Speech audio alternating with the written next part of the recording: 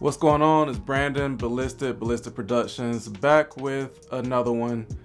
I just had to weigh in on this whole Waves thing. Waves, why did you have to do us just like everybody else is doing us? All these companies are doing this subscription stuff, and just why?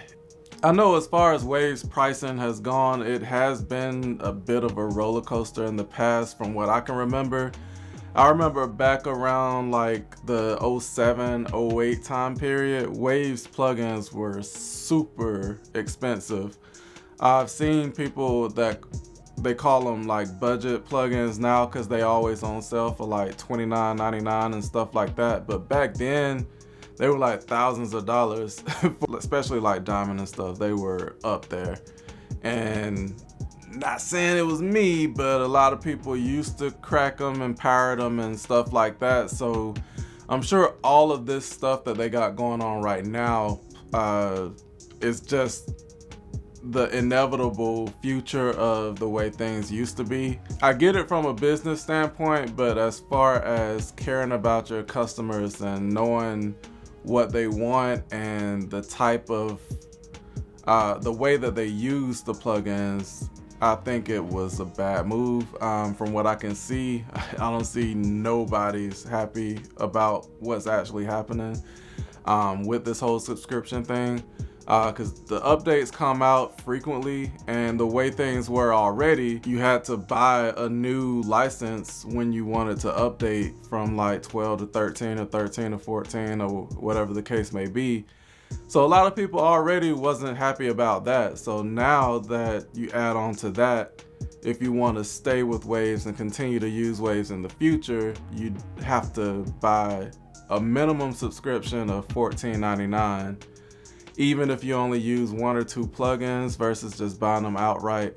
That's crazy. The crazy thing is it was kind of a redemption to lower the prices and make them more affordable, so that it didn't even make sense. Like, never crossed anyone's mind that I should pirate these or blah, blah, blah, blah, blah. I stopped pirating a long time ago. I just throwing that out there. Making the plugins more affordable just helped, and it was so easy to just go in and get exactly what you want, pay for it, and use it. One of the things I didn't like, back to the license thing, was that there was only like one or two computers that you could put it on.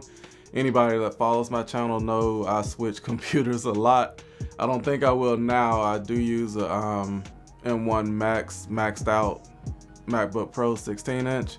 But yeah, it's just crazy. I've never even been the type to down subscriptions. A lot of people in the photography and video community frown upon Adobe, which they've been doing their subscription stuff for a while.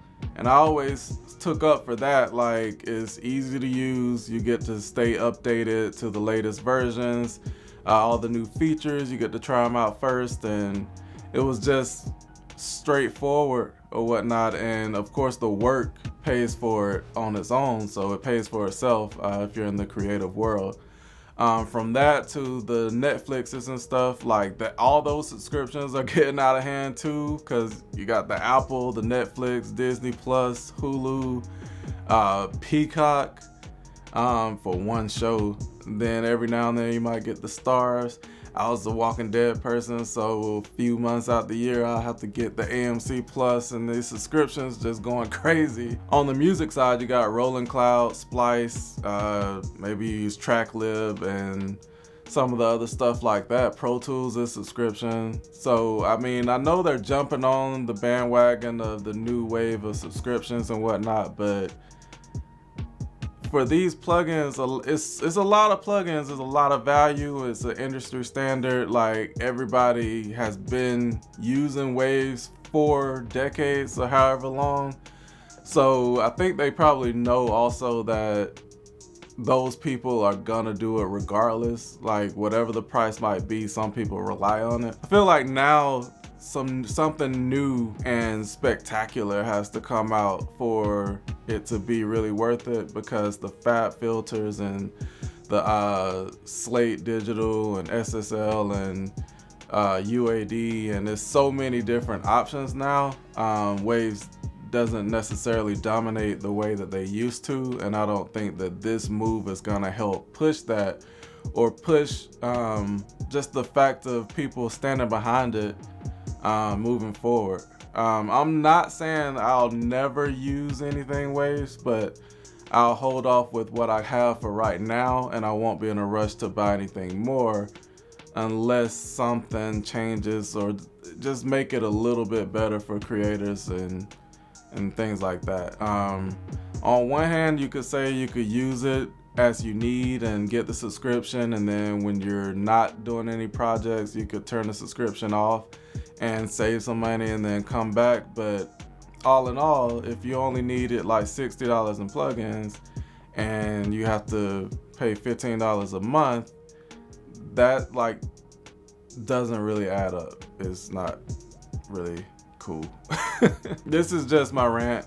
I just wanted to give my thoughts on the whole thing. I believe everything after a while is gonna be subscription based. Even some things outside of the creative world, like and entertainment, like just everyday life things, are probably gonna be subscription soon. I'm not trying to put that out there like that, but I just clearly we see that happening already. So yeah, anyway, hopefully something changes, but Waves, help us out here, help us out. We love your stuff. It's classic, it's legendary.